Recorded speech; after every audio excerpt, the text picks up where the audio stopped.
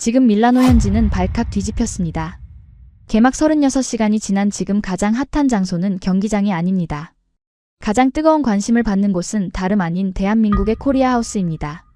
수천억을 쏟아부은 중국의 건물은 텅 비어 정막만 흐르는데 코리아 하우스는 예약 대기만 30만 명, 안표가 500유로에 거래되는 기이한 현상. 심지어 IOC 위원장과 글로벌 VIP조차 줄을 서야만 들어갈 수 있는 유일한 성역이 탄생했습니다. 돈으로 껍데기를 산 중국마저 자존심을 버리고 한국행 줄에 서게 만든 잔혹한 격차, 그 압도적인 현장을 지금 공개합니다. 이탈리아 밀라노 말펜사 공항. 비행기 해치가 열리는 순간 제 코끝을 찌른 건 오래된 가죽 냄새와 에스프레소 향기 그리고 수천 명의 인간이 뿜어내는 정제되지 않은 열기였습니다. 저는 넥타이를 거칠게 풀며 손목시계를 확인했죠. 현지 시간 오후 2시. 예정보다 30분 지연이라니 역시 유럽의 하늘길은 효율이라곤 눈을 씻고 찾아봐도 없습니다. 이게 바로 제가 유럽을 경멸하면서도 동시에 이들의 돈 냄새를 사랑하는 이유이기도 하고요. 제 이름은 리청. 중국 최대 관영 매체 티탄 스포츠의 수석 편집장이자 이번 올림픽 취재단의 총괄 단장입니다. 베이징 출발 전 당위원회에서 받은 지시는 명확했습니다. 위대한 차이나머니가 유럽을 어떻게 장악했는지 보여줘라. 사실 자신만만했거든요. 우리가 이탈리아 항만과 명품 브랜드에 쏟아부은 돈이 얼마입니까? 공항에 내리면 최소한 VIP 대우는 받을 줄 알았던 겁니다. 하지만 입국 심사장으로 들어선 순간 제 기대는 산산조각 났습니다. 뒤로 물러서요. 신경질적인 이탈리아 직원의 고함이 고막을 때리더군요. 눈앞에는 끝이 보이지 않는 긴 줄이 뱀처럼 다리를 틀고 있었습니다. 붉은색 여권을 든 우리 중국인 단체 관광객과 선수단이 뒤엉켜 흡사, 춘절기간의 기차역 같은 아수라장이었죠. 에어컨은 고장났는지 더운 바람만 뱉어내고 있었고요. 편집장님, 시스템 전수조사 때문에 예외 없이 다 줄 서랍니다. 신입 기자의 말에 기가 찼습니다. 우리 중국 같았으면 안면 인식으로 1초면 끝날 일을 종이 쪼가리를 뒤적거리며 하고 있다니. 짜증이 솟구쳐 주변을 둘러보던 그때였습니다. 제 시선이 오른쪽 구석 파란색 표지판이 붙은 이게이트 자동 출입국 심사대에 꽂힌 건 말이죠. 그곳은 다른 세상이었습니다. 텅 비어있는 하이패스 차로처럼 사람들이 멈춤 없이 쓱쓱 지나가고 있더군요. 여권 스캔 한 번, 카메라 응시 한 번. 삐빅 통과. 딱 10초면 공항을 빠져나가고 있었습니다. 저는 본능적으로 캐리어를 끌고 그쪽으로 향했습니다. 우리가 누굽니까? G2 국가의 엘리트잖아요. 당연히 저런 선진 시스템을 이용할 자격이 있다고 믿었죠. 하지만 파란 선을 넘으려는 순간 거대한 보안 요원이 앞을 가로막았습니다. 안 돼요, 안 돼. 중국 여권이요? 여긴 허용 안 됩니다. 저는 황당해서 소리쳤습니다. 무슨 소리요? 우린 중국 대표단이요. 돈은 우리가 더 썼는데 왜 못 지나가? 저기 봐, 방금 지나간 저 사람들은 뭔데? 제가 손가락질한 곳에는 파란색 트레이닝복을 입은 동양인 무리가 지나가고 있었습니다. 등 뒤에 선명하게 박힌 코리아, 한국 선수단이었습니다. 그들은 이어폰을 꽂고 껌을 씹으며 마치 동네 편의점 들어가듯 여유롭게 게이트를 통과하고 있더군요. 보안요원이 어깨를 으쓱하며 결정타를 날렸습니다. 한국은 신뢰받는 파트너니까요. 머리를 한 대 얻어맞은 기분이었습니다. 신뢰? 파트너? 우리가 심사대 앞에서 왜 왔냐, 돈은 있냐며 범죄자 취급을 받는 동안 한국인들은 짐을 찾고 에스프레소 한 잔을 마시며 유유히 사라졌습니다. 제 뒤에 서 있던 린샤오진 선수마저 모자를 푹 눌렀으며 제 옷자락을 잡아 끌더군요. 편집장님, 제발 참으세요.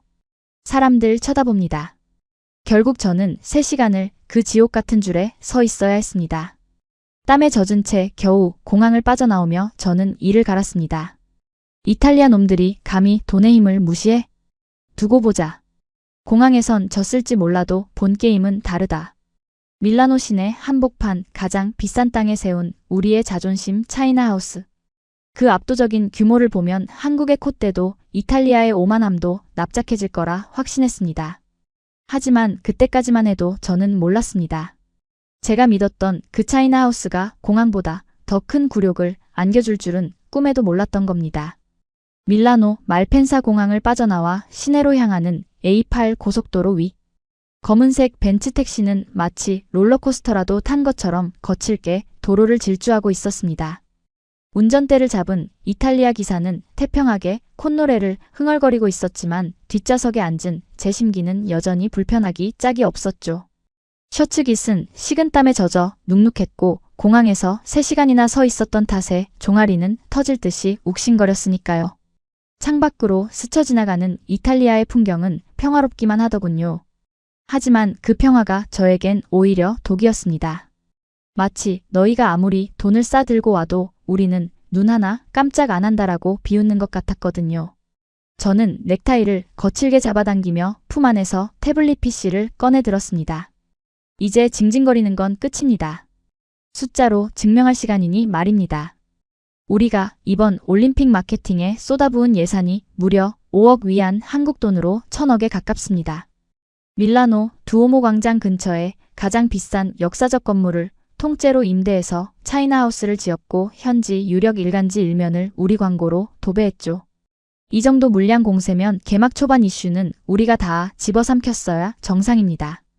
어이 왕 기자. 데이터 센터 연결해봐. 지금쯤 실시간 검색어 순위랑 차이나하우스 방문객 수치 나왔을 거 아냐?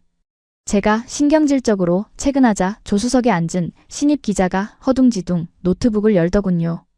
저는 창밖을 보며 회심의 미소를 지었습니다. 한국이 공항에서 실내니 파트너니 하며 껍데기뿐인 대우를 받을 때 우리는 실속을 챙겼다는 걸 보여줄 차례였으니까요. 분명 방문객이 너무 많아서 통제불능이라는 행복한 비명이 들려올 거라 믿어 의심치 않았습니다. 그런데 말입니다. 노트북 화면을 들여다보던 왕 기자의 등이 묘하게 굳어지는 게 느껴졌습니다.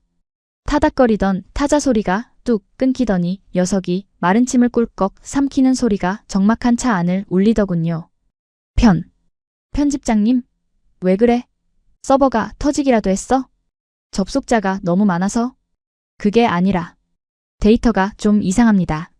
오류가 난 것 같은데요. 오류? 저는 미간을 찌푸리며 녀석의 노트북 화면을 낚아챘습니다. 그리고 그 순간 제 눈을 의심할 수밖에 없었죠. 화면에 띄워진 그래프는 제가 기대했던 우상향의 붉은 화살표가 아니었습니다. 실시간 밀라노 올림픽 관련 SNS 언급량 1위 샵 한국하우스 68,400건 상승 2위 샵 비비고 42,100건 상승 89위 샵 차이나하우스 120건 하락 순간적으로 숨이 턱 막히더군요. 120건? 12,000건도 아니고 고작 120건이라니? 그것도 하락세? 이건 말도 안 되는 수치였습니다. 우리가 뿌린 온라인 광고비만 해도 한국의 10배는 좋게 넘는데 언급량이 고작 동네 피자집 수준이라니요. 저는 이거 집계 시스템 고장난 거 아니야? 라며 소리를 질렀지만 왕 기자는 더 충격적인 보고를 내밀었습니다. 저기 오프닝 리셉션에 초대했던 이탈리아 VIP 명단 150명 중에 140명이 불참 통보를 해왔답니다. 머릿속이 하얘졌습니다. 그 명단에는 밀라노 패션위크의 큰손들 유럽올림픽 위원회 간부들까지 포함되어 있었습니다. 그들을 모시려고 최고급 마오타이주를 공수했는데 전부 안 온다고요? 왕 기자가 보여준 불참 사유 문자는 제 자존심을 난도질했습니다. 미안해요, 리. 오늘 코리아하우스 갈라 파티에 가야 해서요. 거기서 삼성 회장이랑 미팅이 잡혀 있거든요. 손이 부들부들 떨렸습니다. 또 한국 또 그놈의 한국이었습니다. 공항에서 내 자존심을 긁어놓더니 이제는 내 손님들까지 가로채 갔다. 기사 양반. 밟아. 당장 시내로 가자고. 20분 뒤 차는 밀라노 시내로 진입했습니다.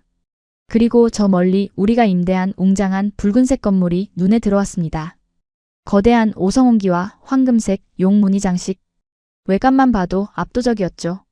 하지만 가까이 갈수록 제 심장은 불안하게 요동쳤습니다. 너무 조용했습니다. 아니 썰렁했습니다. 입구에는 치파오를 입은 안내원들이 도열해 있었지만 정작 들어가는 손님이 없었습니다. 개미새끼 한 마리 안 보인다는 말이 딱 맞더군요. 바람에 날리는 붉은 깃발 소리만 처량하게 들릴 뿐. 이게 뭐야? 저는 멍하니 창문에 얼굴을 들이밀었습니다. 그때였습니다. 우리 건물에서 불과 2블록 떨어진 곳 도로가 꽉 막혀 차들이 꼼짝도 못하고 있는 게 보였습니다. 젠장. 또 교통체증이네. 기사가 욕을 하며 가리킨 곳은 말 그대로 인산이네였습니다. 푸른색 조명이 감도는 모던한 건물 코리아하우스. 그 입구에서부터 시작된 줄이 블록을 돌고 돌아 저 끝까지 이어져 있었습니다. 야, 안에서 갤럭시 폰 나눠준대. 아니야, 김치볶음밥 냄새 죽인다. 창밖으로 들려오는 현지인들의 들뜬 목소리가 비수처럼 꽂혔습니다. 우리 하우스 앞은 정막강산인데 저기는 무슨 락 페스티벌이라도 열린 것처럼 뜨거웠습니다. 경찰들이 호루라기를 불며 통제해야 할 정도였죠. 그때 제 눈에 결정적인 장면이 포착되었습니다. 막 줄을 서려고 다가가는 한 무리의 사람들. 그들이 입고 있는 유니폼. 분명히 팀 차이나 트레이닝복이었습니다. 우리 선수들이 훈련 끝나고 왜 저기서 줄을 서고 있는 겁니까? 그들은 주변 눈치를 살피더니 입고 있던 붉은 점퍼를 벗어 뒤집어 쓰더군요. 오성홍기 마크를 가리려는 듯 말입니다. 그리고는 한국 하우스에서 풍겨나오는 고소한 냄새에 홀린 듯 그 긴 줄의 맨 끝에 슬그머니 합류하는 게 아니겠습니까? 저런 배신자 놈들이. 저는 차문을 열고 뛰쳐나갈 뻔했습니다. 하지만 꽉 막힌 도로 위에 갇힌 채 그 굴욕적인 광경을 지켜봐야만 했죠. 우리 돈으로 지은 화려한 건물은 유령의 집이 되었고 한국이 지은 저 건물은 전 세계인이 들어가고 싶어 안달난 성지가 되어 있었습니다. 대체 저 안에 뭐가 있길래? 금덩이라도 나눠주는 거야? 공항에서의 프리패스가 우연이 아니었을지도 모른다는 서늘한 공포가 등줄기를 타고 흘러내렸습니다. 왕 기자, 카메라 챙겨. 저기 가봐야겠어. 네. 차이나하우스가 아니고요? 적을 알아야 이길 거 아냐? 도대체 무슨 수작을 부렸길래 사람들이 저기만 몰리는지 내 눈으로 직접 확인해야겠어. 저는 떨리는 손으로 넥타이를 고쳐매며 다짐했습니다. 분명 거품일 겁니다. 직접 들어가서 그 얄팍한 상수를 낱낱이 파헤쳐 주겠다고요. 하지만 저는 간과하고 있었습니다. 저곳은 제가 들어가고 싶다고 해서 마음대로 들어갈 수 있는 곳이 아니라는 사실을 말이죠. 택시 문을 열고 아스팔트 바닥에 발을 디디는 순간 저는 본능적으로 옷깃을 여몄습니다. 밀라노의 2월 바람이 차가워서가 아니었습니다. 도로 하나를 사이에 두고 공기의 밀도가 완전히 달랐기 때문입니다. 저희 차이나하우스 쪽이 적막한 진공 상태라면 길 건너편은 그야말로 펄펄 끓어오르는 용광로였습니다. 왕 기자 따라와. 절대 기죽지 말고. 어차피 다 거품이야. 저는 짐짓 당당한 척 어깨를 펴고 횡단보도를 건넜습니다. 하지만 가까이 다가갈수록 그 격차는 시각적으로 더 잔인하게 제 망막을 때리더군요. 우리의 차이나하우스가 붉은색 등과 용무늬로 고리타분한 전통을 강조했다면 한국의 코리아하우스는 건물 자체가 하나의 거대한 스마트폰 같았습니다. 건물 외벽 전체를 감싼 투명 미디어 파사드에서는 8K 초고화질 영상이 물결치고 있었습니다. 개량 한복을 힙하게 차려입은 가상인간이 춤을 추다가 순식간에 밀라노의 두오모 성당이 한국의 경복궁과 오버랩되는 영상으로 전환되더군요. 촌스러운 오방색이 아니었습니다. 세련된 네온블루와 화이트톤의 빛이 밀라노의 밤거리를 사이버펑크 영화의 한 장면처럼 물들이고 있었죠. 편집장님, 저기 하늘 좀 보세요. 드론입니다. 왕 기자가 가리킨 하늘에는 수십 대의 소형 드론이 마치 군무를 추듯 떠서 대기줄의 상황을 실시간으로 촬영하고 있었습니다. 더 충격적인 건 줄을 선 사람들의 태도였습니다. 그 지루한 대기 시간을 견디면서도 짜증내는 사람이 없더군요. 그들의 손에는 종이 티켓 대신 스마트폰이 들려 있었고 허공에 무언가를 비추며 즐거워하고 있었습니다. 저게 뭡니까? 단체로 게임이라도 하는 건가? 아, 저거 코리아하우스 전용 앱인 것 같습니다. 대기하면서 AR로 한국 아이돌이랑 사진 찍는 미니게임을 하고 있는데요. 미션 성공하면 입장권 추첨 기회를 준답니다. 기가 찼습니다. 기다리는 고통조차 콘텐츠로 만들어버리다니. 저는 혀를 차며 그 수천 명의 인파를 해치고 정문 쪽으로 직진했습니다. 줄을 설 생각 따윈 없었으니까요. 왜냐고요? 저는 프레스니까요. 전 세계 어디를 가든 기자증 하나면 만사형통인 게 올림픽의 불문율 아니겠습니까? 입구에는 검은색 정장 대신 핏이 딱 떨어지는 퓨전 한복 유니폼을 입은 젊은 스태프들이 서 있었습니다. 그중 한 명 무선 이어셋을 낀 20대 초반의 여성 스태프가 저를 발견하고는 손바닥을 들어 제지하더군요. 그녀의 한 손에는 아이스 아메리카노가 들려 있었습니다. 이사를 애는 추위에 얼음 띄운 커피라니 보는 것만으로도 이가 시렸습니다. 실례합니다, 선생님. 줄은 저 뒤쪽입니다. 그녀의 목소리는 기계음처럼 건조하고 정확했습니다. 저는 목에 걸린 티탄 스포츠의 프레스 카드를 보란듯이 들어보이며 거만하게 말했죠. 난 기자요. 중국에서 온 편집장인데 취재하러 들어가야겠소. 당연히 문을 열어줄 거라 생각했습니다. 보통의 행사라면 홍보가 아쉬워서라도 기자를 반기니까요. 하지만 그녀의 반응은 제 예상을 완전히 빗나갔습니다. 그녀는 제 명함을 쳐다보지도 않고 들고 있던 태블릿 PC의 화면만 툭툭 두드리더군요. 앱으로 프레스 예약하셨나요? 예약? 아니, 방금 도착했소. 내 명함을 보시오. 난 이 업계 VIP란 말이오. 저는 억지로 명함을 그녀의 태블릿 위에 올려놓으려 했습니다. 그러자 그녀는 아주 빠르고 간결한 동작으로 몸을 살짝 빼며 제 명함이 허공을 가르게 만들더군요. 표정 하나 변하지 않고 빨대로 아메리카노를 쪽 하고 들이켠 뒤 그녀가 말했습니다. QR코드 없으면 입장 불가입니다. 규칙이에요. 이보시오. 내가 누군지 몰라? 중국 티탄 스포츠라고. 너희 매니저 불러와. 융통성이라곤 없구먼. 제가 목소리를 높이자 주변에 있던 이탈리아 사람들이 웅성거리며 쳐다봤습니다. 쪽팔림보다는 오기가 생기더군요. 그런데 이 어린 스태프 눈 하나 깜짝 안 했습니다. 그녀는 이어셋에 대고 짧게 한국어로 중얼거렸습니다. 입구에 워크인 시도하는 미등록 프레스 1명. 정중히 커트하겠습니다. 블랙리스트 등재할까요? 그리고는 저에게 태블릿 화면을 보여주더군요. 그 화면에는 빨간색 글씨로 금일 예약 마감 현장 대기 불가라는 문구가 선명하게 박혀 있었습니다. 선생님 보세요. 선생님이 누구냐가 중요한 게 아닙니다. 시스템이 그렇다는 거예요. 시스템? 내가 그 시스템보다 위에 있는 사람이라니까. 우린 중국이야. 저기요, 아저씨. 갑자기 그녀가 유창한 중국어로 대꾸했을 때 저는 심장이 멎는 줄 알았습니다.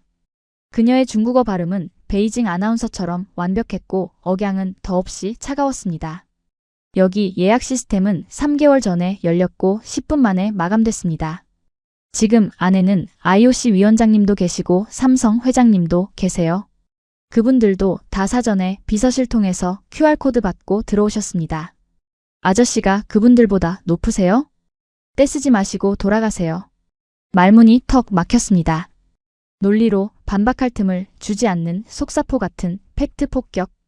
그녀의 눈빛은 경멸이 아니라 왜 이렇게 비효율적으로 구냐는 순수한 의문으로 가득 차 있었습니다.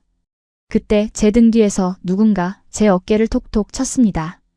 돌아보니 이탈리아의 국민 배우 루카 아르젠테로였습니다. 넷플릭스 드라마에서나 보던 그가 제게 스마트폰 화면을 보여주며 윙크를 하더군요. 미안한데 친구, 난 QR코드가 있어서. 좀 비켜줄래? 그는 스태프에게 화면을 보여줬고 스태프는 0.5초 만에 스캐너로 삑 찍더니 방금 전에 차가운 표정은 온데간데 없이 화사하게 웃으며 길을 열어주었습니다. 환영합니다. 비비고존에서 즐거운 시간 되세요. 배우가 사라진 투명 자동문 너머로 내부의 풍경이 슬로우 모션처럼 제 눈에 박혔습니다. 그곳은 말 그대로 별 3개였습니다. 천장에는 거대한 파도 모양의 키네틱 아트가 물결치고 있었고 로비 한가운데서는 로봇팔 바리스타가 현란한 솜씨로 드립커피를 내리고 있더군요. 한쪽 벽면은 투명 디스플레이로 되어 있어 한국의 셰프들이 라이브로 요리하는 모습이 마치 공연처럼 중계되고 있었습니다. 문이 열릴 때마다 쏟아져 나오는 고소한 참기름 냄새, 지글거리는 전 굽는 소리, 그리고 세련된 K-팝 비트. 그 찰나의 순간 저는 그 안에서 행복하게 웃고 있는 사람들의 표정을 봤습니다. 그들은 단순히 밥을 먹는 게 아니었습니다. 최첨단 문명을 체험하고 있었습니다. 탁! 문이 닫히는 순간 저는 다시 차가운 밀라노의 거리로 내동댕이 쳐진 기분이었습니다. 제가 들고 있는 구겨진 종이 명함이 그리고 제목에 걸린 플라스틱 기자증이 그렇게 초라해 보일 수가 없더군요. 편집장님, 어떻게 할까요? 그냥 갈까요? 사람들이 다 쳐다보는데? 왕 기자가 눈치를 보며 물었습니다. 하지만 저는 발길이 떨어지지 않았습니다. 이대로 물러설 순 없었죠. 오기가 발동했습니다. 아니, 사실은 공포였습니다. 중국은 관계와 뒷돈으로 문을 열지만 한국은 시스템과 데이터로 성벽을 쌓아버렸다는 사실. 그 벽이 너무 높고 매끄러워서 어디 하나 비집고 들어갈 틈이 보이지 않는다는 공포 말입니다. 아니, 못 가. 저는 이를 악물며 건물 뒤쪽을 노려봤습니다. 어둠이 내려앉은 골목길이 눈에 들어오더군요. 정문이 안 되면 뒷문이라도 뚫는다. 분명 틈이 있을 거야. 식자재 들어가는 입구든 스태프, 통로든. 내가 오늘 저 안에 들어가서 저 건방진 계집애가 말한 그 시스템의 허점을 찾아내고야 말겠어. 저는 코트를 추스르며 건물 측면의 어두운 골목길로 향했습니다. 왕 기자는 울상을 지으며 따라왔죠. 하지만 저는 몰랐습니다. 그 뒷골목에는 정문보다 더 충격적인, 아니 참혹한 광경이 저를 기다리고 있다는 사실을 말입니다. 한국의 치밀함은 제 상상력을 비웃듯 보이지 않는 곳까지 완벽하게 장악하고 있었으니까요. 건물 측면의 좁은 골목길로 들어서는 순간 코트깃을 파고드는 밤바람이 날카로웠습니다. 하지만 제 등줄기를 타고 흐르는 식은땀은 그 바람보다 훨씬 차갑고 끈적거렸죠. 대로변의 화려한 조명과 인파의 소음이 멀어지자 어둠 속에 잠긴 뒷골목의 적막이 저를 집어삼킬 듯 압박해왔습니다. 편집장님, 여기 너무 어두운데요. 그냥 돌아가시죠. 왕 기자가 겁에 질린 목소리로 제 소매를 잡아당겼지만 저는 거칠게 뿌리쳤습니다. 돌아가다니요? 저 건방진 한국 스태프의 비웃음을 뒤로하고. 그럴 순 없었습니다. 저는 확신하고 있었으니까요. 분명 뒤는 엉망일 것이다. 앞이 저렇게 화려하고 완벽하다면 뒤는 반드시 구린내가 나야 합니다. 그게 세상의 이치고 제가 20년 넘게 취재 현장에서 목격한 보여주기식 행정의 본질이니까요. 식자재 쓰레기가 산더미처럼 쌓여있고 담배 피우는 스태프들이 욕설을 주고받으며 위생관리가 엉망인 진짜 민낯. 그걸 카메라에 담아서 한국의 위생관념 충격 실태라고 터뜨리면 역전은 가능했습니다. 저는 굶주린 짐승이 먹잇감을 노리듯 카메라 셔터에 손가락을 올린 채 조심스럽게 발을 옮겼습니다. 코리아하우스의 후문 물류하역장이 보이기 시작하더군요. 그런데 말입니다. 제 동공이 지진이라도 난 것처럼 흔들리기 시작한 건 바로 그때부터였습니다. 이게 뭐야? 제 눈앞에 펼쳐진 광경은 제가 기대했던 난장판이 아니었습니다. 그곳은 마치 반도체 공장의 클린룸을 야외로 옮겨놓은 듯한 모습이었습니다. 보통의 행사장 뒷골목이라면 썩은 음식 냄새와 쥐새끼가 돌아다녀야 정상입니다. 하지만 이곳에선 은은한 피톤치드 향기가 났습니다. 바닥? 아스팔트 위에 먼지 하나 없었습니다. 쓰레기통은 색깔별로 완벽하게 분류되어 있었는데 심지어 그 통마저도 스마트 센서가 달린 최신형 압축기더군요. 음식물 쓰레기통 뚜껑이 자동으로 닫히며 쉬익 소리와 함께 냄새를 차단하는 모습을 보며 저는 헛웃음을 흘렸습니다. 쓰레기통에 센서를 달았다고? 미친놈들 아니야? 손이 부들부들 떨렸습니다. 이건 비효율의 극치였습니다. 고작 쓰레기 처리에 이런 돈을 쓴다고? 아니, 이건 보여주기 위한 쇼가 분명해. 제가 현실을 부정하며 고개를 젓고 있을 때 하역장 쪽으로 거대한 트럭 한 대가 소리 없이 미끄러져 들어왔습니다. 그 트럭을 보는 순간 저는 숨이 턱 막혔습니다. 이탈리아의 낡은 배송 트럭이 아니었습니다. 트럭 옆면에는 선명한 한글로 CJ 대한통운 코리아하우스 신선 물류 시스템이라고 적혀 있었고 차량 전체가 저온 유지를 위한 냉동 시스템으로 윙윙거리고 있었죠. 트럭의 뒷문이 열리자 하얀 냉기가 뿜어져 나왔습니다. 그리고 제복을 입은 직원들이 박스를 내리기 시작했는데 그 박스 하나하나에 붙은 QR코드를 스캐너로 찍을 때마다 삑삑 소리가 리듬감 있게 울려 퍼지더군요. 저거 김치 아닙니까? 왕 기자가 멍하니 중얼거렸습니다. 맞았습니다. 비비고 김치 숙성도 90%. 박스에 적힌 라벨이 제 눈을 찔렀습니다. 말도 안 돼. 김치를 한국에서 공수해 왔다고? 이탈리아 배추로 담근 게 아니라? 현기증이 일었습니다. 저는 넥타이를 거칠게 풀어헤쳤습니다. 목이 졸리는 것 같았거든요. 밀라노에서 김치를 담그는 게 훨씬 쌀 텐데 굳이 한국에서 비행기로 공수해 온다. 이 미친 물류 비용을 감당하면서까지 맛의 퀄리티를 유지하겠다는 저 광기 어린 집착. 그때 트럭 운전기사가 하역 담당자에게 서류를 건네며 하는 말이 들려왔습니다. 인천공항에서 오늘 아침에 뜬 겁니다. 신선도 최상이에요. 바로 냉장실로 넣으세요. 오늘 아침? 제 머릿속의 계산기가 고장 나버렸습니다. 우리는 베이징 오리 요리사를 데려오면서도 재료비 아끼려고 현지 오리를 썼는데 한국은 김치 한 포기까지 본토에서 가져왔다니. 이건 돈의 문제가 아니었습니다. 진심의 문제였죠.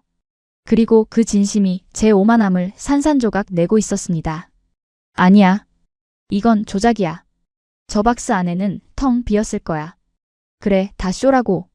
제가 억지로 부정하며 뒷걸음질 치려던 찰나였습니다. 하역장 구석 어두운 그림자 속에 웅크리고 앉아있는 사람들의 형체가 눈에 들어왔습니다.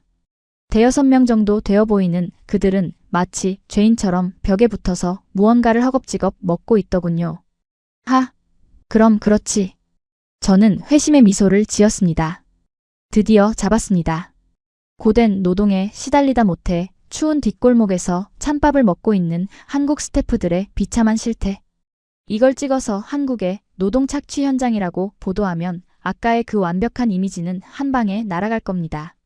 왕 기자, 플래시 터뜨려. 저것들이 진짜 한국의 민낯이야. 저는 먹잇감을 덮치는 맹수처럼 그들에게 달려들었습니다. 그리고 카메라를 들이대며 소리쳤죠. 당신들, 여기서 뭐 하는 거야? 이 추운 데서 밥을 먹이다니 인권 유린 아니야?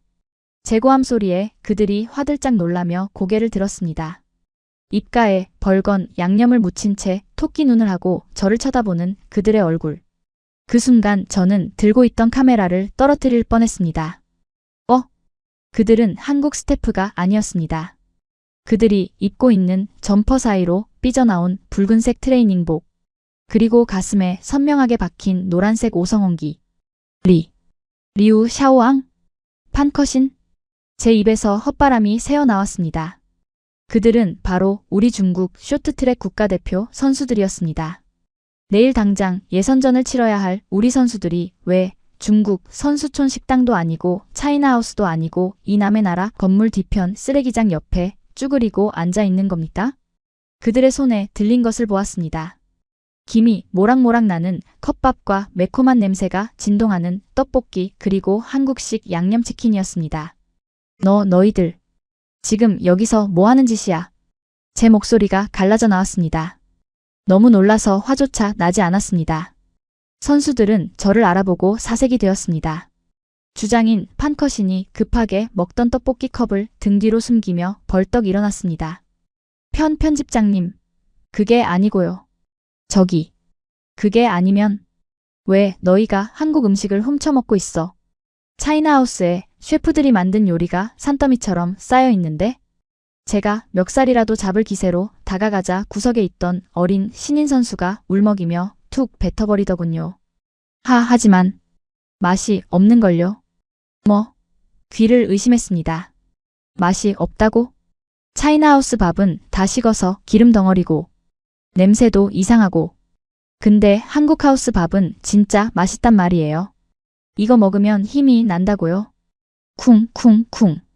심장이 흉곽을 뚫고 나올 것처럼 뛰었습니다.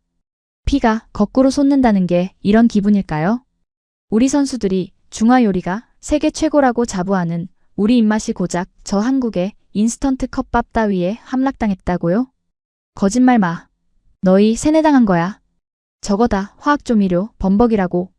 저는 반쯤 미친 사람처럼 소리를 지르며 판커신이 숨긴 떡볶이 컵을 낚아챘습니다. 그리고 바닥에 패대기 치려 했습니다. 그런데 그 컵에서 올라오는 매콤하고 달큰한 냄새가 제 코끝을 스치고 뇌세포를 자극하더군요. 저도 모르게 침이 고였습니다. 공항에서부터 아무것도 못 먹은 제 위장이 그 냄새에 반응하며 꼬르륵 하고 비명을 질렀습니다. 뇌는 이건 적의 음식이다 라고 거부하는데 몸은 제발 한 입만 이라고 애원하는 이 끔찍한 인지부조화. 편집장님, 솔직히 한번 드셔보세요. 진짜 다릅니다. 이탈리아 파스타보다 훨씬 맛있어요. 선수 하나가 제 눈치를 보며 닭강정 한 조각을 슬쩍 내밀었습니다. 저는 그 손을 쳐내야 했습니다. 편집장으로서 중국인으로서의 자존심을 지켜야 했으니까요. 하지만 제 손은 떨리고 있었고 시선은 그 윤기 흐르는 붉은 소스에 고정되어 있었습니다. 딱 한 입만. 맛만 보고 비판하자. 그래, 비판을 위한 취재야. 저는 짐승처럼 그 닭강정을 낚아채 입에 넣었습니다. 그리고 씹는 순간 바삭한 튀김옷이 부서지며 터져나오는 육즙과 매콤달콤한 소스의 풍미가 입안 가득 퍼졌습니다. 하! 맛있다. 인정하기 싫었습니다. 죽기보다 싫었습니다. 하지만 너무 맛있었습니다.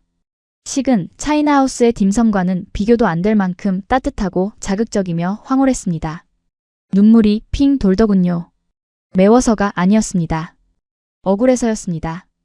우리는 수천억을 써서 건물을 지었는데 한국은 고작 이 닭튀김 하나로 우리 국가대표들의 영혼까지 털어가 버렸다는 사실이. 이 완벽한 패배감이 제 식도를 타고 내려와 위장을 후벼 팠습니다. 우욱. 저는 입에 든 고기를 뱉지도 삼키지도 못한 채 벽을 짚고 헛구역질을 했습니다. 다리가 풀려 주저앉을 뻔했죠. 왕 기자가 저를 부축했지만 저는 그를 밀쳐냈습니다. 이건 사기야. 반칙이라고. 제가 벽에 기대어 가쁜 숨을 몰아쉬고 있을 때였습니다. 건물 안쪽에서 정장 차림의 남자들이 웅성거리며 나오는 소리가 들렸습니다. 회장님, 이쪽 뒷문으로 조용히 모시겠습니다. 정문은 인파가 너무 몰려서 위험합니다. 한국어였습니다. 그리고 회장님이라는 단어. 저는 본능적으로 고개를 돌려 그들을 바라봤습니다. 뒷문의 육중한 철문이 열리고 경호원들의 호의를 받으며 걸어 나오는 한 무리의 사람들. 그리고 그들 중심에 서 있는 백발의 노신사와 그 옆에서 환하게 웃고 있는 토마스 바흐 IOC 위원장. 제 눈이 튀어나올 듯 커졌습니다. 아까 입구에서 거절당했던 그 VIP들이 왜 여기서 나오는 거죠? 그리고 그들의 뒤를 이어 낯익은 얼굴이 보였습니다. 제가 오늘 저녁 리셉션에 초대했지만 선약이라며 거절했던 이탈리아 패션 협회장. 그가 한국 기업의 회장과 어깨동무를 하고 나오며 엄지를 치켜세우고 있더군요. 원더풀. 삼성의 비전은 밀라노와 완벽하게 어울립니다. 제 머릿속의 회로가 완전히 타버렸습니다. 선수들만 뺏긴 게 아니었습니다. 우리의 외교, 우리의 비즈니스, 우리의 미래까지. 이 뒷골목에서 저는 한국이 쌓아올린 거대한 성벽 아래 깔린 개미가 된 기분이었습니다. 하지만 이대로 무너질 순 없었습니다. 마지막 발악이라도 해야 했습니다. 저 거물들이 내 눈앞에 있는데 이대로 도망친다면 저는 티탄 스포츠 편집장 자격이 없는 겁니다. 저는 넥타이를 완전히 풀어버리고 입가에 묻은 양념을 소매로 벅벅 닦아냈습니다. 그리고 눈앞의 경호원들을 향해, 아니 저 안에 있는 진짜 권력을 향해 미친 사람처럼 돌진했습니다. 비켜. 나도 들어갈 거야. 나도 저 사람들과 할 얘기가 있어. 제고함 소리가 뒷골목의 정적을 찢어발겼습니다. 이성의 끈? 이미 끊어진 지 오래였죠. 눈에 뵈는 게 없었습니다. 제 앞을 가로막는 검은 양복의 사내들, 그들의 단단한 어깨가 거대한 성벽처럼 느껴졌지만 저는 미친 황소처럼 그 틈을 파고들었습니다. 멈춰. 물러서. 경호원의 굵직한 팔뚝이 제 가슴팍을 강하게 밀쳐냈습니다. 억센 힘에 숨이 턱 막혔지만 저는 밀려나지 않고 오히려 그의 팔을 움켜쥐고 늘어졌습니다. 제 몰골은 그야말로 가관이었을 겁니다. 넥타이는 풀어헤쳐져 배꼽까지 내려와 있었고 입가와 와이셔츠 소매에는 붉은색 양념치킨 소스가 피처럼 묻어 있었으니까요. 하지만 쪽팔림 같은 건 느낄 새가 없었습니다. 제 시선은 오직 한 곳 경호원들의 어깨 너머에 있는 토마스 바흐 IOC 위원장과 삼성의 회장 그리고 이탈리아 패션 협회장에게 고정되어 있었습니다. 미스터 바흐. 나 좀 봅시다. 티탄 스포츠요. 중국의 티탄 스포츠라고. 제가 악을 쓰며 발버둥 치자 고상하게 담소를 나누던 VIP들의 시선이 일제히 저에게 쏠렸습니다. 그들의 눈빛, 경멸, 공포? 아니었습니다. 그건 마치 길가에 튀어나온 미친 개를 바라보는 듯한 싸늘하고 건조한 무관심이었습니다. 그 무관심이 저를 더 미치게 만들더군요. 우리가 얼마나 많은 돈을 썼는데? 우리가 올림픽 중계권료를 얼마나 냈는데? 감히 나를 중국의 언론인을 투명인간 취급해? 야, 거기서 도망가지 마. 저는 기어이 경호원의 팔을 뿌리치고 보안 라인 안쪽으로 한 발짝 내디뎠습니다. 왕 기자가 뒤에서 편집장님, 제발요, 라고 비명을 질렀지만 제 귀에는 들리지 않았습니다. 저는 숨을 헐떡이며 VIP들 앞 3m 전방까지 돌진했습니다. 그리고 선을 넘었습니다. 돌이킬 수 없는 강을 말입니다. 당신들 이거 다 불법이야. 로비라고. 제 입에서 튀어나온 말은 취재 요청이 아니었습니다. 저주에 가까운 비난이었죠. 저는 손에 들고 있던 아까 우리 선수들에게서 뺏은 찌그러진 닭강정 컵을 바닥에 내팽개쳤습니다. 철퍼덕.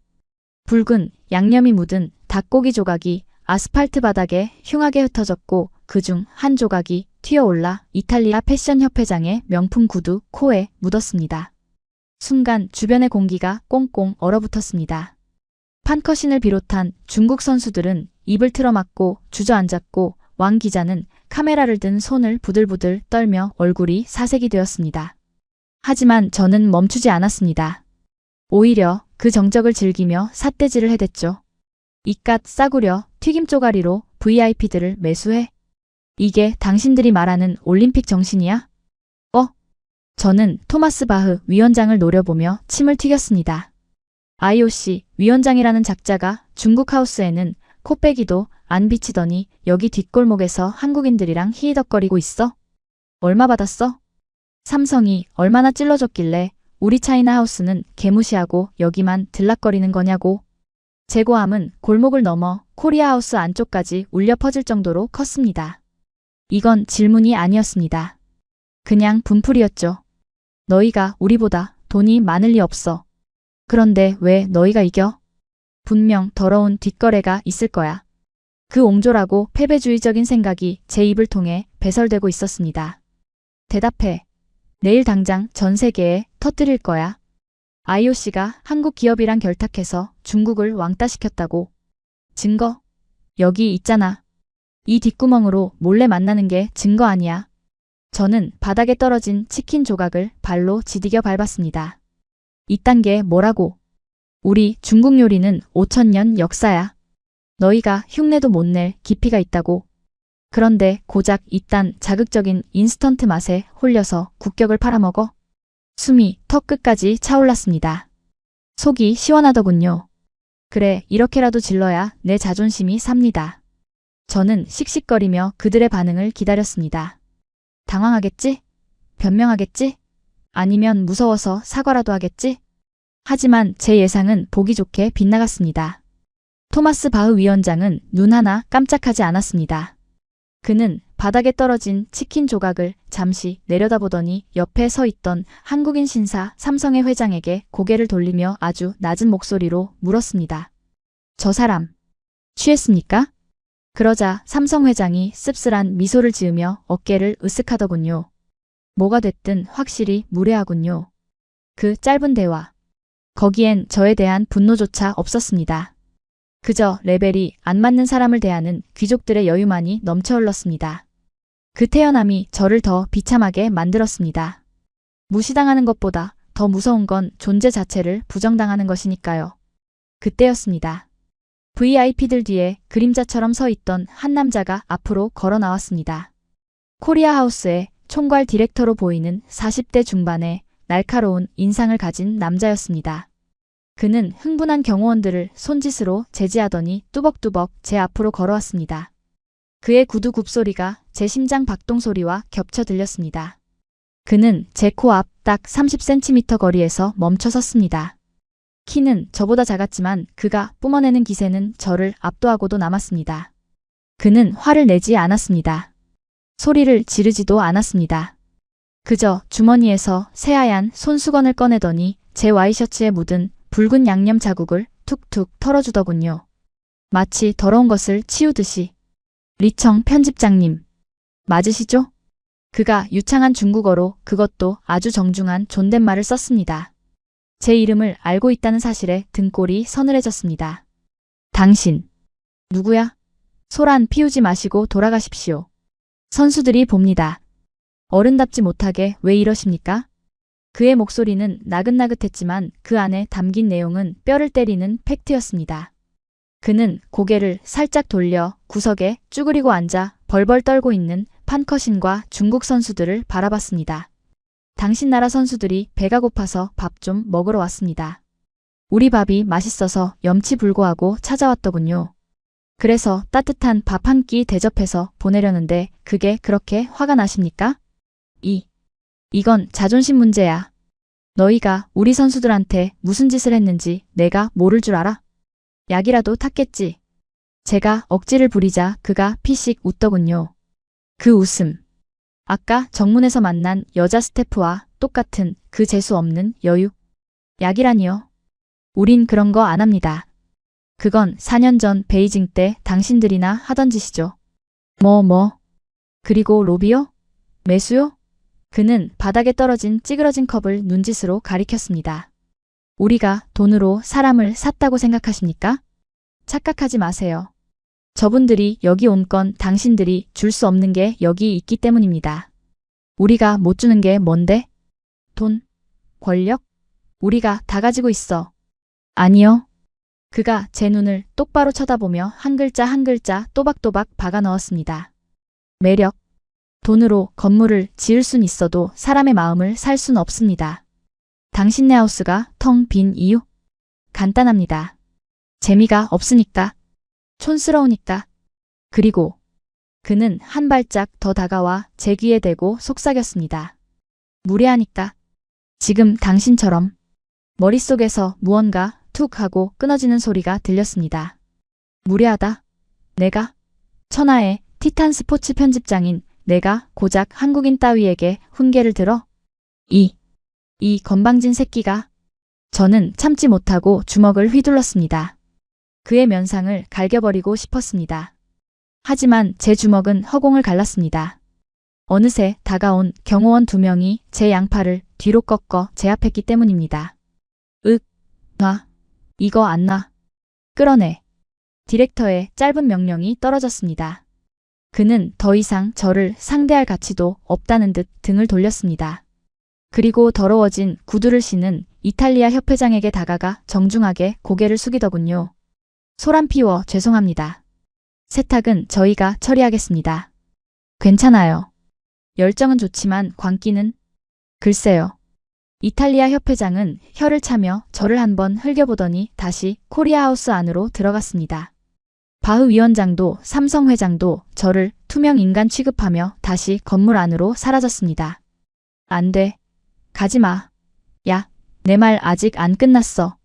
저는 개처럼 질질 끌려가며 비명을 질렀습니다. 뒷골목의 차가운 아스팔트 바닥에 내동댕이 쳐질 때까지 저는 계속 악을 썼습니다. 하지만 그럴수록 제 비참함만 더 커질 뿐이었습니다. 편집장님, 괜찮으세요? 왕 기자가 달려와 저를 일으켰습니다. 저는 흙투성이가 된 코트를 털며 일어났습니다. 분했습니다. 억울했습니다. 하지만 그보다 더 견딜 수 없는 건 구석에서 이 모든 광경을 지켜보고 있던 우리 선수들의 눈빛이었습니다. 그들의 눈에는 경멸이 담겨 있었습니다. 한국인이 저를 볼 때 느꼈던 그 경멸이 이제는 우리 동포, 우리 선수들의 눈에서도 보이고 있었습니다. 가자. 네. 어디로? 다 필요 없어. 기사 쓸 거야. 오늘 내가 당한 이 수모, 저 오만한 한국 놈들의 태도 전부 다 기사로 써서 박살 낼 거야. 저는 씩씩거리며 스마트폰을 꺼내 들었습니다. 하지만 저는 몰랐습니다. 이미 이 상황이 왕 기자의 카메라가 아닌 코리아하우스 곳곳에 설치된 수백 대의 CCTV와 현장에 있던 유튜버들의 카메라에 찍혀 전 세계로 생중계되고 있었다는 사실을. 그리고 그 영상의 제목이 충격 영상, 중국 기자 삼성 회장에게 치킨 던지며 난동. 이게 대국의 품격? 이라는 이름으로 실시간 조회수 1위를 찍고 있다는 사실을 말입니다. 아, 이거 노란 말이야. 저는 차가운 아스팔트 바닥에 뒹굴며 짐승 같은 비명을 질렀습니다.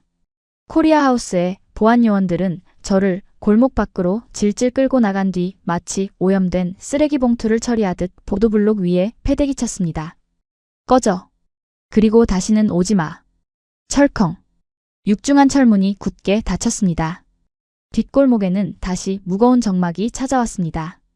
남은 건 찢어진 코트 자락을 붙잡고 헐떡이는 저와 사색이 된 왕 기자, 그리고 바닥에 지시겨져 형체를 알아볼 수 없는 양념치킨의 잔해뿐이었습니다. 크으. 입안에서 비릿한 쇠맛이 났습니다. 입술이 터진 모양입니다. 수치심? 아니요. 그때 제 머릿속을 지배한 건 순수한 살이었습니다. 감히 중국의 언론인을, 그것도 티탄 스포츠의 편집장을 개처럼 끌어내. 이 모욕은 피로 갚아주겠어. 내 놈들이 쌓은 그 잘난 공든 탑 내가 펜대 하나로 무너뜨려주마. 왕 기자. 노트북 펴. 당장. 네. 여기서요? 편집장님 일단 병원부터. 닥쳐. 지금 당장 기사 송고한다. 1분이라도 늦으면 안 돼. 내일 아침 신문 일면에 실어야 한다고. 저는 떨리는 손으로 품 안에서 스마트폰을 꺼내 테더링을 켰습니다. 왕 기자가 주섬주섬 노트북을 꺼내 바닥에 내려놓자 저는 미친 사람처럼 키보드를 두드리기 시작했습니다. 손가락 끝이 분노로 떨렸지만 타자 속도는 그 어느 때보다 빨랐습니다. 속보 밀라노의 추악한 뒷거래. 삼성 IOC 치킨 로비 현장 포착. 단독 코리아하우스 중국 선수단 납치 및 감금 의혹. 강제로 컵밥 먹였다. 충격 이탈리아 협회장 한국이 돈으로 올림픽 정신을 샀다. 양심 고백? 거짓말이었습니다. 100% 날조였습니다. 하지만 상관없었습니다. 중국의 인터넷 검열 시스템 안에서는 제가 쓰는 것이 곧 진실이고 제가 찍는 점이 곧 팩트니까요. 이 기사가 웨이보에 올라가는 순간 14억 인구는 분노할 것이고 코리아하우스는 테러 위협에 시달리게 될 겁니다. 죽어. 죽어버려. 자본주의의 돼지들아. 정의의 심판을 받아라. 엔터키를 누르려는 순간 제 손가락 끝에서 짜릿한 희열이 느껴졌습니다. 이것은 복수였습니다. 더러운 한국 놈들에게 날리는 최후의 죽창이었죠. 전송. 저는 힘차게 업로드 버튼을 눌렀습니다. 그리고 화면에 전송 완료라는 메시지가 뜨기를 기다리며 회심의 미소를 지었습니다. 그런데 말입니다. 화면의 로딩바가 99%에서 멈추더니 갑자기 화면 전체가 붉게 전멸하기 시작했습니다. 오류 접근 거부. 보안 경고 스마트캅 프로토콜을 통해 악성 콘텐츠 감지됨. 뭐야? 인터넷이 왜 이래? 왕 기자 와이파이 똑바로 잡은 거 맞아? 저는 당황해서 새로 고침을 연타했습니다. 하지만 화면은 요지부동이었습니다. 그때 왕 기자의 노트북 화면이 지직거리더니 갑자기 검은 화면으로 바뀌었습니다. 그리고 그 위에 하얀색 텍스트가 타자기처럼 한 글자씩 찍히기 시작했습니다. IOC 규정 제34조 2항 허위 정보 및 하이브리드 위협. 출처 탐지 중. 아이디 티탄 리청 블랙리스트 등재됨. 조치 즉시 차단. 이게 무슨 개소리야. 내 아이디가 블랙리스트라고? 누가 감히 내 접속을 막아? 등골이 서늘해졌습니다. 이건 단순한 통신 오류가 아니었습니다. 누군가가 제 접속을 강제로 그리고 의도적으로 끊어버린 겁니다. 그때였습니다. 헛수고하지 마십시오. 전송 안 될 겁니다. 등 뒤에서 들려온 차가운 목소리. 소스라치게 놀라 뒤를 돌아보니 닫혔던 철문이 쪽문이 열려있고 아까 그 한국인 총괄 디렉터가 서 있었습니다. 그는 여전히 주머니에 손을 찔러 넣은 채 삐딱하게 저를 내려다보고 있었습니다. 그의 손에는 얇은 태블릿 PC 하나가 들려 있었죠. 너, 내 놈이 한 짓이냐? 내 노트북에 무슨 짓을 한 거야? 이거 해킹이야. 국제법 위반이라고. 해킹이라도 했다고 생각하십니까? 천만에요. 우린 그런 불법 안 저지릅니다. 우린 그저 그가 태블릿 화면을 제 쪽으로 들이밀었습니다. 그 화면을 보는 순간 제 동공은 극심한 지진을 일으켰습니다. 화면 속에는 방금 제가 작성한 기사의 초안이 그대로 떠 있었습니다. 아니, 그뿐만이 아니었습니다. 제가 기사를 작성할 때 제 얼굴 표정, 동공의 움직임, 타이핑하는 손가락의 속도, 심지어 혈류량 변화까지 실시간 그래프로 분석되고 있었습니다.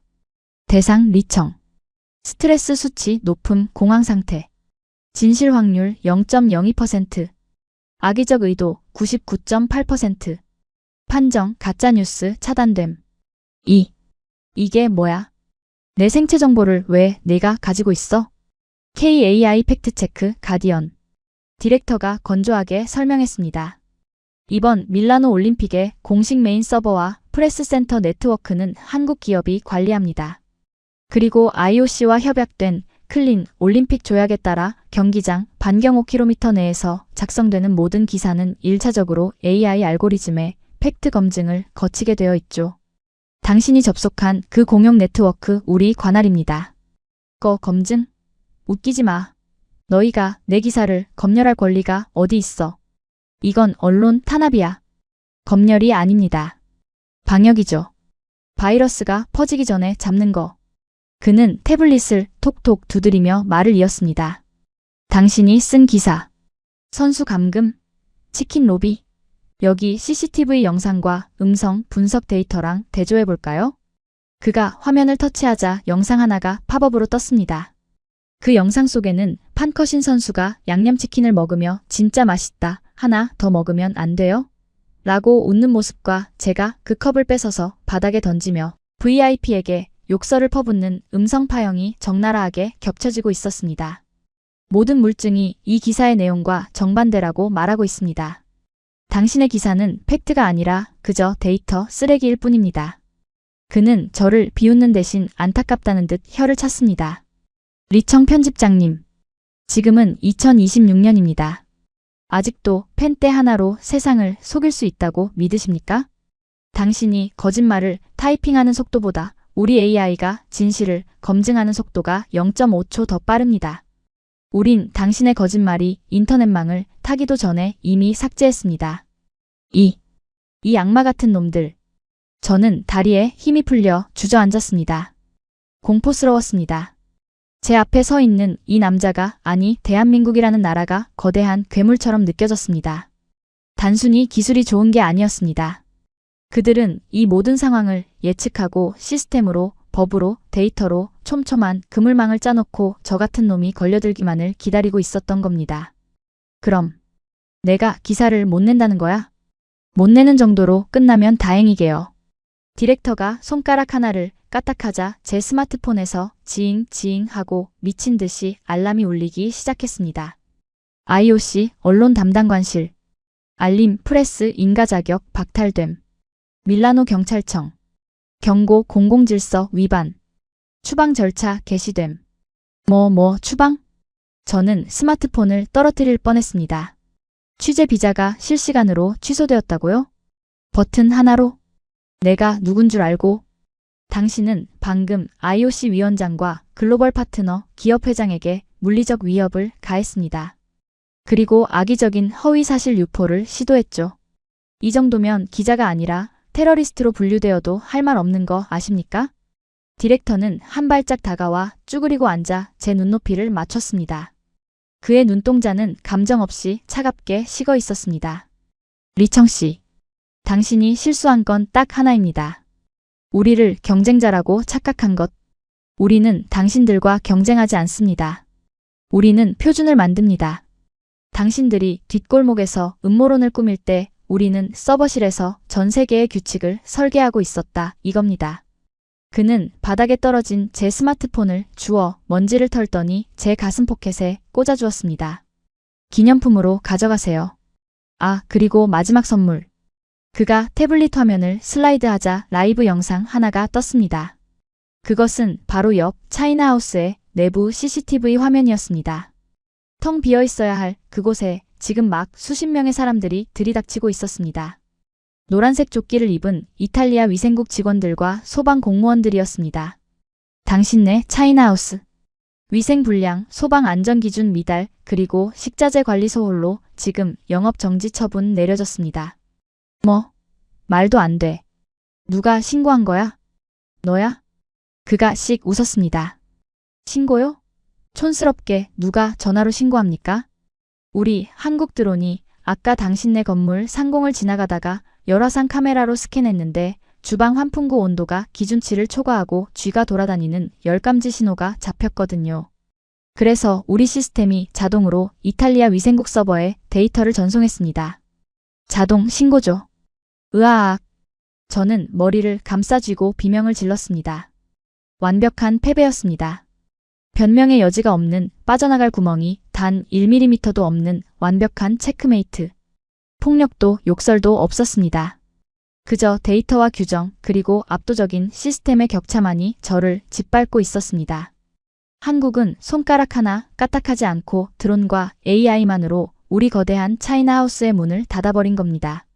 가시죠. 경찰차 불렀습니다. 디렉터는 볼일 끝났다는 듯 몸을 일으켰습니다. 그때 멀리서 경찰차의 사이렌 소리가 들려왔습니다. 위잉 위잉. 그 소리가 마치 저를 조롱하는 비웃음 소리처럼 들렸습니다. 저는 왕 기자를 쳐다봤습니다. 지푸라기라도 잡는 심정으로요. 왕 기자. 본사에 연락해. 당위원회에 알려서 외교 문제로 만들라고 해. 하지만 왕 기자는 뒷걸음질 치고 있었습니다. 그는 창백한 얼굴로 스마트폰을 보며 중얼거렸습니다. 편집장님. 끝났습니다. 뭐가 끝났다는 거야? 티탄 스포츠 공식 웨이보 계정에 방금 성명문이 올라왔습니다. 리청 편집장의 개인적인 일탈이며 본사와는 무관하다. 그를 즉시 해고 조치한다. 라고요. 세상이 멈춘 것 같았습니다. 조국이 회사가 나를 버렸다. 꼬리 자르기. 토사구팽. 제가 평생 충성했던 그 시스템이 가장 비참한 순간에 저를 쓰레기처럼 내다버린 겁니다. 중국 본사도 알고 있었던 겁니다. 한국의 시스템이 확보한 증거가 너무나 명백해서 저를 감싸다간 회사까지 날아갈 수 있다는 걸 말이죠. 저는 멍하니 하늘을 올려다봤습니다. 밀라노의 밤하늘 위로 코리아하우스에서 쏘아 올린 화려한 드론 쇼가 펼쳐지고 있었습니다. 수백 대의 드론이 밤하늘에 거대한 글자를 수놓고 있더군요. 인류를 위한 기술. 그 찬란한 불빛 아래 어두운 골목 구석에 처박힌 저는 한 마리 바퀴벌레보다 못한 존재였습니다. 한국은 기술로 인류를 비추고 있는데 저는 기술로 거짓말을 하려다 제 발등을 찍었습니다. 흐흐. 실소가 터져나왔습니다. 눈물이 섞인 비참한 웃음이었습니다. 인정할 수밖에 없었습니다. 이건 체급 차이가 아니었습니다. 이건 문명의 차이였습니다. 골목 입구에 도착한 경찰차에서 제복을 입은 경찰들이 내리는 모습이 슬로우 모션처럼 보였습니다. 저는 저항할 힘도 없이 그저 멍하니 그들을 바라보았습니다. 제 인생에 가장 화려했어야 할 올림픽 취재는 이렇게 차가운 밀라노의 뒷골목에서 가장 비참하고 초라하게 막을 내리고 있었습니다. 당신은 묵비권을 행사할 수 있으며 당신의 모든 발언은 법정에서 불리하게 작용할 수 있습니다. 차가운 금속의 감촉이 양손목을 파고들었습니다. 수갑이었습니다. 이탈리아 경찰관이 건조하게 읊조리는 미란다 원칙이 마치 제 인생의 장례식에서 울리는 조사처럼 들리더군요. 뒷골목의 어둠 속에서도 번쩍이는 경찰차의 경광등 불빛, 그 붉고 푸른 사이렌이 제 망막을 어지럽게 찔러댔습니다. 저는 저항하지 못했습니다. 아니, 할 수 없었습니다. 제 양팔을 붙잡은 경찰관들의 완력 때문이 아니었습니다. 제 눈앞에서 펼쳐지고 있는 도저히 믿기지 않는 광경 때문이었죠. 편집장님, 저기 좀 보세요.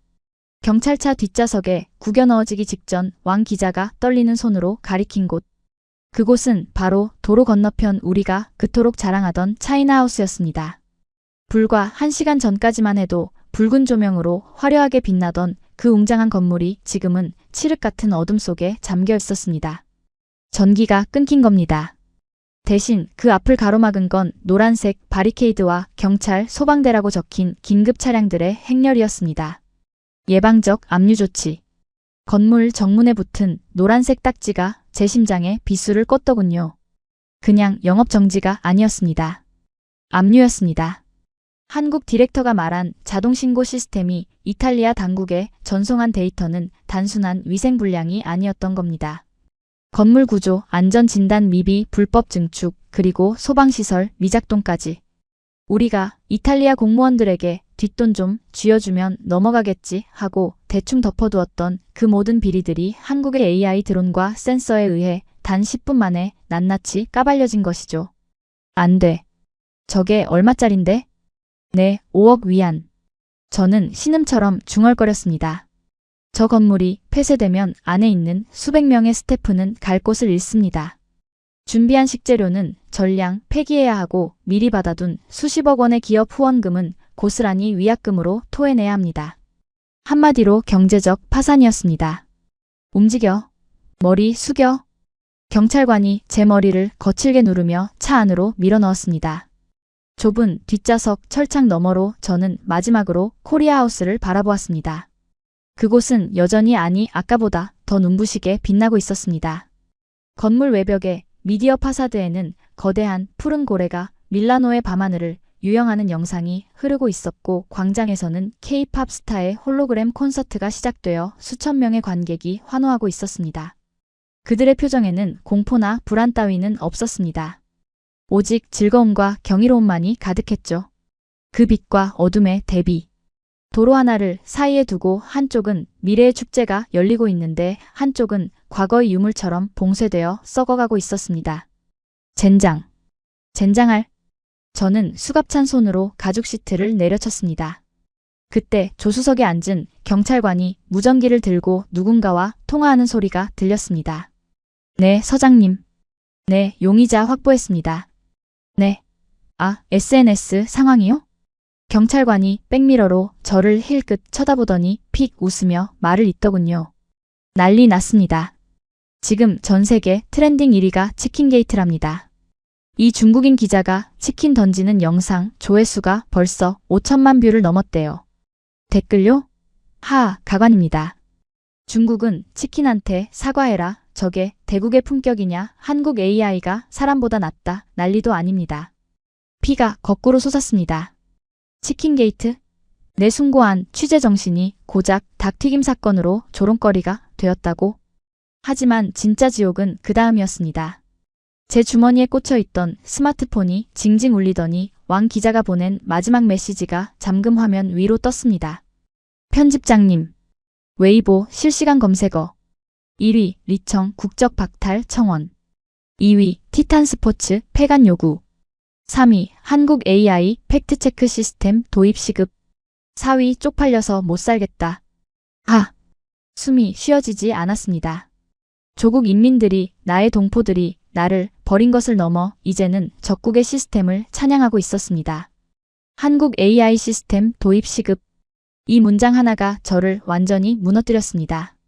중국인들조차 알고 있었던 겁니다. 우리의 선동과 날조가 한국의 투명한 시스템 앞에서는 얼마나 초라하고 낡은 것인지를 말입니다. 경찰차가 출발했습니다. 차가운 시멘트 바닥에 주저앉아 울고 있는 왕 기자의 모습이 멀어졌습니다. 그 옆으로 차이나하우스에서 쫓겨난 우리 셰프들과 스태프들이 진보다리를 들고 망연자실하게 서 있는 모습도 스쳐 지나갔습니다. 그들은 저를 원망스러운 눈빛으로 쳐다보고 있었습니다. 네가 다 망쳤어. 네가 설치지만 않았어도 그냥 조용히 있었으면 영업은 계속했을 텐데. 그들의 눈빛이 그렇게 말하고 있는 것 같았습니다. 맞습니다. 제가 건드리지 말아야 할 것을 건드렸습니다.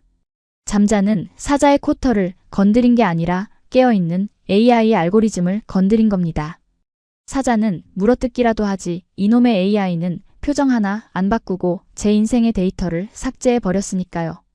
차가 코너를 돌자 코리아하우스의 불빛마저 사라졌습니다. 이제 제 눈앞에는 어둠뿐이었습니다. 경찰차의 좁은 철창 안에 갇힌 채 저는 비로소 깨달았습니다. 우리는 돈으로 건물을 지었고 그들은 기술로 신뢰를 지었습니다. 우리는 사람을 동원해 줄을 세웠고 그들은 매력으로 사람을 끌어당겼습니다. 그리고 가장 결정적으로 우리는 거짓말로 공격했고 그들은 진실로 방어했습니다. 멍청한 놈.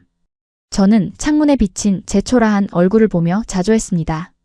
입가에 묻은 양념 자국, 헝클어진 머리, 풀린 동공. 누가 봐도 기자가 아니었습니다. 그저 질투에 눈이 멀어 행패를 부린 취객, 그 이상도 이하도 아니었죠. 문득 아까 그 한국 디렉터가 마지막으로 했던 말이 떠올랐습니다. 우리는 당신들과 경쟁하지 않습니다. 표준을 만듭니다. 그 말이 뼛속까지 시리게 다가왔습니다. 그렇군요.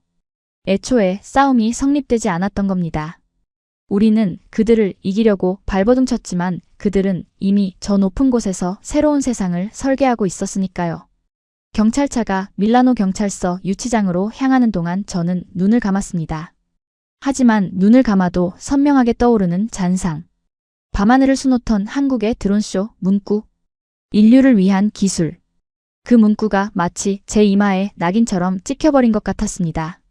이제 저는 역사에 기록될 겁니다. 올림픽 취재하러 갔다가 한국의 기술력에 참교육당하고 쫓겨난 최악의 빌런으로 말입니다.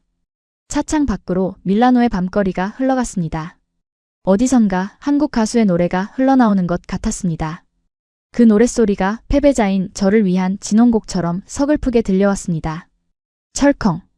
밀라노 경찰서 유치장의 차가운 철창문이 닫혔습니다. 좁은 독방안, 낡은 매트리스 위에 털썩 주저앉자 그제야 윙윙거리던 사이렌 소리가 멈추고 무거운 고요가 찾아오더군요. 작은 창문 너머로 밀라노의 달빛이 비스듬히 들어와 제 더러워진 구두코를 비쳤습니다. 그 구두코에는 아까 제가 지디겨 밟았던 양념치킨의 붉은 얼룩이 여전히 말라붙어 있었습니다. 저는 멍하니 그 얼룩을 내려다보았습니다. 이상하게도 분노는 사라지고 없었습니다. 억울함도 수치심도 파도처럼 밀려갔습니다. 그 빈자리를 채운 건 아주 차갑고도 명징한 깨달음이었습니다. 저는 주머니를 뒤적거렸습니다. 물론 스마트폰도 지갑도 기자증도 모두 압수당한 뒤였습니다. 하지만 제 손끝에는 여전히 그 감각이 남아있었습니다. 한국인 디렉터가 보여주었던 그 태블릿 화면. 0.02%의 진실 확률까지 잡아내던 그 섬뜩할 정도로 완벽한 시스템. 우리는 표준을 만듭니다. 그의 목소리가 귓가에 이명처럼 맴돌았습니다. 인정해야 했습니다. 우리는 졌습니다. 단순히 이번 올림픽 홍보전에서 진 게 아닙니다. 우리는 시대를 읽는 눈에서 졌습니다. 우리는 아직도 크기와 물량이 힘이라고 믿었습니다. 건물을 크게 짓고 돈을 많이 뿌리고 목소리를 높이면 이길 줄 알았죠. 그건 20세기의 방식이었습니다. 하지만 한국은 달랐습니다. 그들은 보이지 않는 데이터와 시스템 그리고 사람의 마음을 움직이는 매력이라는 21세기의 무기로 무장하고 있었습니다. 벽에 등을 기대고 눈을 감았습니다. 감은 눈 속에서 아까 보았던 코리아하우스의 풍경이 파노라마처럼 스쳐 지나갔습니다. 줄을 선 사람들의 행복한 표정. 쓰레기통 하나까지 센서를 달아 관리하는 치밀함. 거짓말을 0.5초 만에 걸러내는 기술적 자신감. 그리고 무엇보다 적국의 배고픈 선수들에게 따뜻한 밥 한 끼를 내어주던 그 여유와 품격. 그건 졸부의 행세가 아니었습니다. 그건 선진국만이 가질 수 있는 태도였습니다. 후. 저는 깊은 한숨을 내쉬었습니다. 우리는 한국을 소국이라 비웃어왔습니다. 하지만 오늘 밤 저는 뼈저리게 느꼈습니다. 그들은 작은 나라가 아닙니다. 그들은 좁은 영토 위에 거대한 문명을 쌓아 올린 우리가 가장 두려워해야 할 거인이었습니다. 만약 아주 만약에 제가 여기서 나가 다시 펜을 잡을 수 있다면 그때는 거짓 기사를 쓰지 않겠습니다. 대신 저는 중국의 젊은이들에게 이렇게 쓸 겁니다. 우리는 한국을 배워야 한다. 그들의 기술을 베끼라는 게 아니다. 그들이 세상을 대하는 태도, 사람을 향한 진심, 그리고 보이지 않는 곳까지 완벽을 추구하는 그 지독한 시스템을 배워야 한다. 그렇지 않으면 우리는 영원히 그들의 화려한 드론쇼를 철창 너머로 구경만 하는 신세가 될 것이다. 유치장 복도 끝에 걸린 작은 TV에서 뉴스 속보가 흘러나왔습니다. 앵커가 흥분된 목소리로 코리아하우스의 대성황을 전하고 있더군요. 화면 속 밀라노의 밤하늘을 수놓은 드론들이 마지막으로 거대한 태극 문양을 그리며 빛나고 있었습니다. 그 빛이 너무나 찬란해서 저는 차마 눈을 뗄 수 없었습니다. 경외. 그래요. 제가 느낀 이 감정의 이름은 바로 경외였습니다.